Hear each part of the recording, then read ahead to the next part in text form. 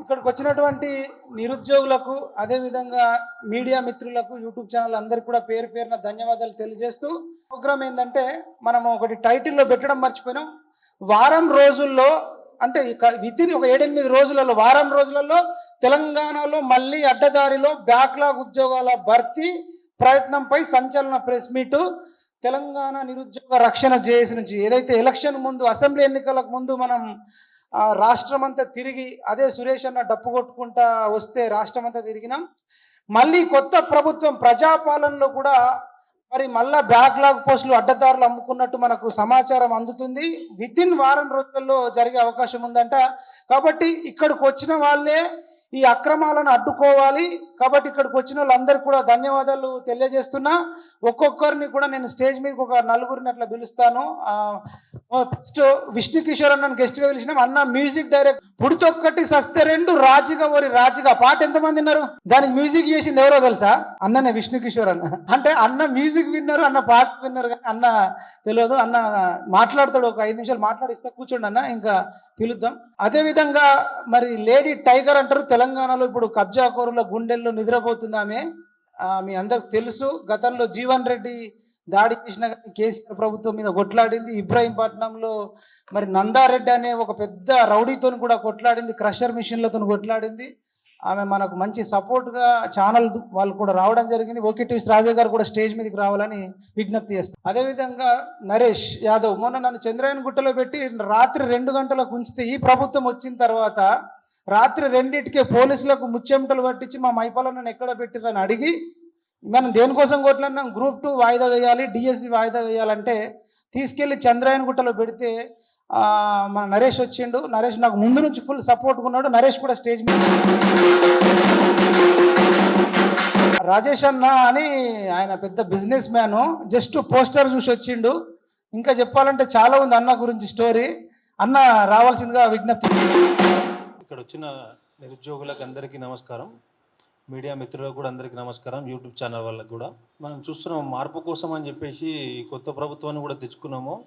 వీళ్ళు కూడా ఈ ఏదైతే ఇంతకుముందున్న 10 సంవత్సరాలు పాలించారో బీఆర్ఎస్ వాళ్ళు, అదే బాటలో వీళ్ళు నడుస్తున్నారు. రోజు రోజు వీళ్ళది చూస్తున్నాం మనం. ఎందుకంటే వీళ్ళు చెప్పింది ఒకటి, చేసింది ఒకటి. ఉద్యోగాల విషయంలో కానీ నిరుద్యోగులను చాలా ఇబ్బంది పెట్టడం మనం చూస్తూనే ఉన్నాము. ఎవరైతే ప్రశ్నిస్తున్నారో ఆ గొంతులను కూడా వీళ్ళు అణచివేస్తున్నారు.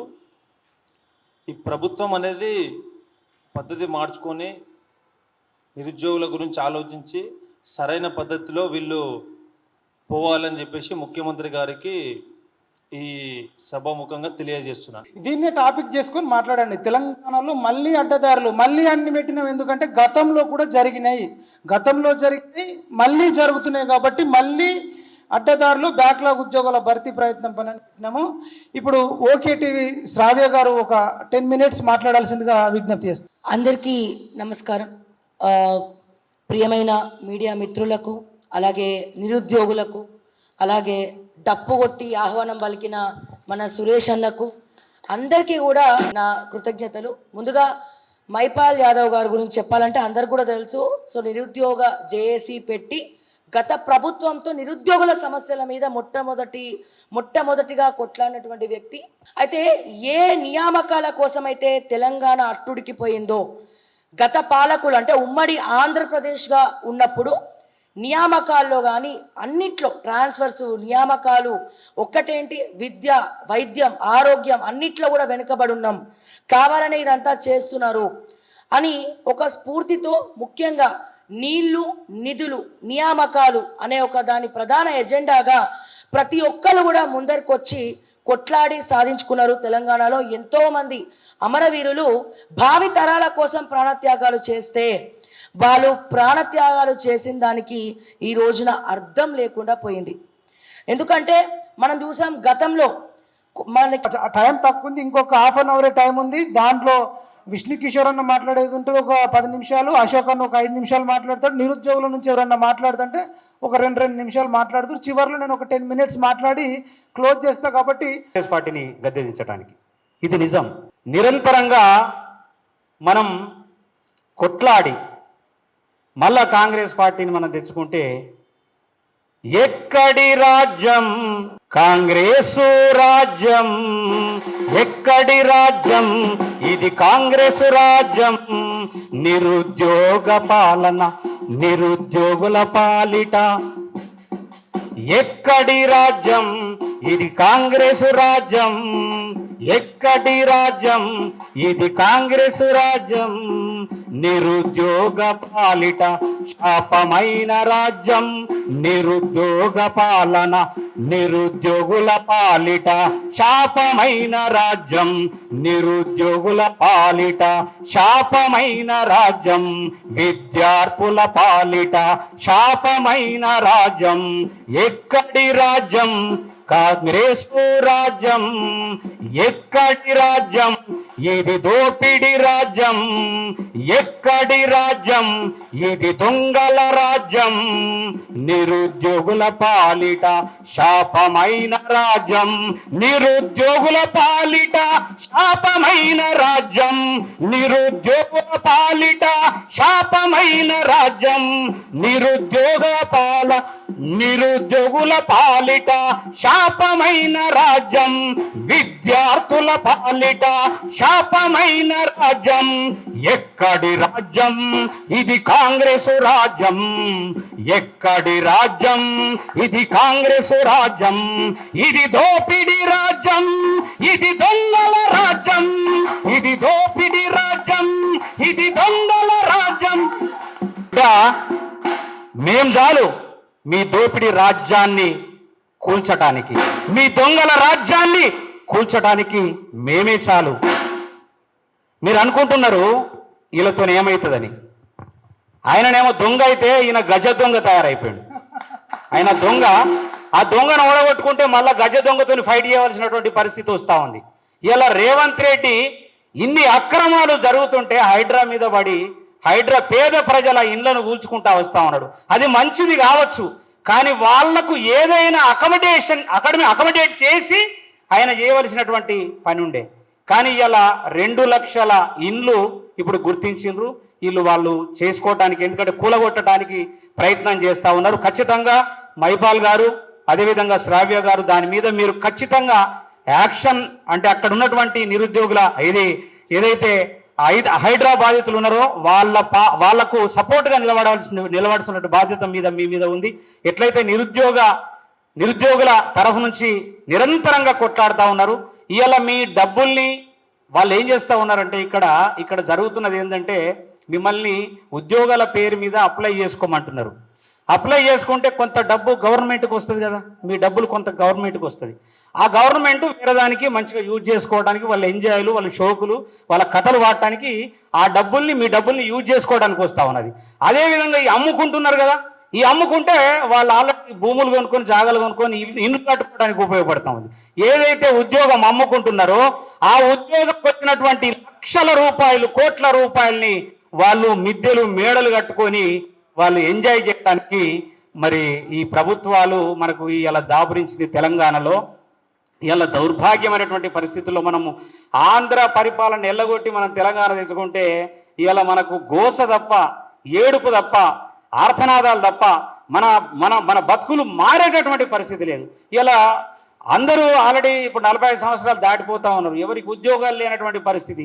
రాబోయే యూత్ కూడా మళ్ళీ ఈ గూగుల్లను లేకుంటే ప్రైవేటు ఆ సంస్థలలో చేస్తే అవి కూడా వెళ్ళిపోయేటటువంటి అవకాశం ఉన్నది. అది కూడా ఉద్యోగాలు పోయేటటువంటి అవకాశం ఉంది. మధ్యలో వీళ్ళు బతికేటటువంటి పరిస్థితి లేకుండా వీళ్ళ ప్రజానికాన్ని, పేద ప్రజల్ని చేస్తున్నటువంటి ఈ దౌర్భాగ్యమైనటువంటి రాజకీయ పాలనను అంతం చేయడానికి మీరందరూ కూడా నడుంగట్టవలసినటువంటి బాధ్యత మీ అందరి మీద ఉన్నది. అడుగుతున్నది గోల్కొండ, అడుగుతున్నది చార్మినారు. అడుగుతున్నది గోల్కొండ, అడుగుతున్నది చార్మినారు. అడుగుతున్నది నిజామాబాదు, అడుగుతున్నది ఆదిలాబాదు. అడుగుతున్నది ఖమ్మం మెట్టు, అడుగుతున్నది కరీంనగరు. అడుగుతున్నది అడుగుతున్నది మెదకు జిల్లా, అడుగుతున్నది పాలమూరు, అడుగుతున్నది నల్లగొండ, అడుగుతున్నది హైదరాబాదు. వయసు మల్లిన మెదడు కుల్లిన రాజకీయం ఇంకా ఎన్నేళ్ళని, ఇంకా ఎన్నేళ్ళని అడుగుతున్నారు నిరుద్యోగులు, అడుగుతున్నారు నిరుద్యోగులు, అడుగుతున్నారు విద్యార్థులు. వయసు మల్లిన మెదడు కొల్లిన రాజకీయం ఇంకా ఎన్నేళ్ళని, ఇంకా ఎన్నేళ్ళని, ఇంకా ఎన్నేళ్ళని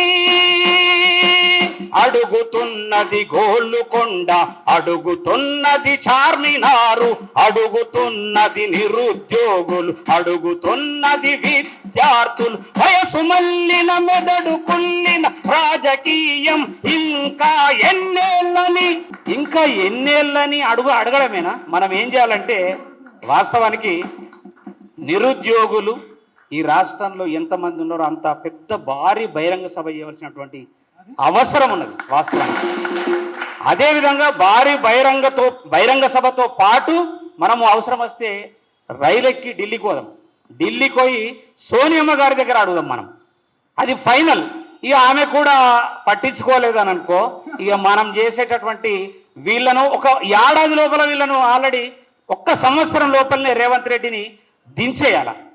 ఆయన ఎక్కడున్నాడు ఇప్పుడు? ఆకాశంలో ఆల్రెడీ విహరిస్తున్నాడు, వీర విహారం. ఒక్కొక్క దగ్గర ఒక్కొక్క స్కీమ్, ఇగో ఈ స్కీమ్ తెస్తా అంటున్నాడు, ఈ స్కీమ్ తెస్తా ఉంటున్నాడు, లోపల స్కాములు చేస్తూ ఉన్నాడు. స్కీమ్ అనౌన్స్ చేస్తున్నాడు. ఎన్ని స్కీములు ఇప్పుడు, ఎన్ని ఉద్యోగాలు, ఎన్ని స్కీములు అనౌన్స్ చేసిండు రేవంత్ రెడ్డి? ఒక్కసారి ఆలోచించారు మీరు. రోజు పేపరు ఎక్కడ పోయినా ఈ ఒక స్కీమ్, ఎక్కడ పోయినా ఇగో ఇది చేస్తాం, అది చేస్తాం, గొర్రెలు ఇస్తాం, బర్రెలు ఇస్తాం, ఇది చేస్తాం, అది చేస్తాం. ఏది చేయడు ఆయన. ఆయనతో కాని పని. ఆయన ఆల్రెడీ కన్ఫ్యూజన్లో ఉన్నాడు. వాస్తవానికి కన్ఫ్యూజన్ సీఎం. ఈయన కన్ఫ్యూజన్లో ఉన్నాడు. అసలు ఏం చేయాలా? ఏమన్నా అంటే 7 కోట్ల రూపాయలు అప్పులు తీసుకొచ్చిండు ఆయన, దానికి వడ్డీలు కడతా ఉన్నాడు. మరి నువ్వు తిరగడానికి ఎక్కడికి వెళ్ళి వస్తున్నాయి పైసలు? ఈ పిల్లలకు ఉద్యోగాలు ఇవ్వటానికి రాదా నీకు? ఏదో ఇంకా స్కిల్ డెవలప్మెంట్ అంట. ఏ స్కిల్ డెవలప్మెంట్? ఉన్న ఉద్యోగాల్ని భర్తీ చేసి ఇంకా ఏమన్నా పెట్టు నువ్వు. ఆ తర్వాత కదా లెక్క. ఉన్న ఈ సమస్యల్ని తీర్చిన తర్వాత లెక్క మళ్ళీ మనం తేల్చుకుందాం. ఆ లెక్కల్ని పక్కకు పెట్టి ఈయన చేస్తున్నటువంటి విధానం, రేవంత్ రెడ్డి విధానం సరి అయింది లేదు. ఇంకా రాబోయే రోజుల్లో, ఇప్పుడు 9 నెలలు 10 నెలల దేశం అవుతుంది. ఈ 10 నెలలు కాదు, ఈ 1 నెల లోపలనే వాళ్లకు ఆల్రెడీ చుక్కలు చూపించే విధంగా మనం ఖచ్చితంగా చేయవలసినటువంటి బాధ్యత మనందరి మీద ఉందని తెలియజేస్తూ, నాకు ఈ అవకాశం ఇచ్చినటువంటి డైనామిక్ పులి మైపాల్ యాదవ్ గారికి, అదేవిధంగా డైనామిక్ పులి శ్రావ్య గారికి, వేదిక మీద ఉన్నటువంటి పెద్దలు మన నరేష్, అందరికీ కూడా, ముందున్నటువంటి నిరుద్యోగ తమ్ముళ్ళు, అన్నలు, అదేవిధంగా మీడియా, దయచేసి మీడియా చూడండి. ఇప్పుడు అంటే మాది మేమే డబ్బు కొట్టుకోవాలా? మీరందరూ కొట్టద్దా? ఎంతమంది ఉన్నారు అసలు? వాస్తవానికి ఎవరు డప్పు వాళ్ళు కొట్టుకొని ఓన్లీ వీళ్ళిద్దరేనా ఈ నిరుద్యోగుల కోసం కానీ, విద్యార్థుల కోసం కానీ, మా కళాకారుల కోసం కాదు కొట్లాడేటటువంటి వాళ్ళు వీళ్ళిద్దరేనా? మిగతా వాళ్ళు ఏం చేస్తూ ఉన్నారు? దయచేసి అందరూ కూడా సహకరించవలసిందిగా కోరుతూ, నాకు ఈ అవకాశం ఇచ్చినటువంటి మైపాల్ గారికి ప్రత్యేకమైనటువంటి కృతజ్ఞతలు. Thank you very much.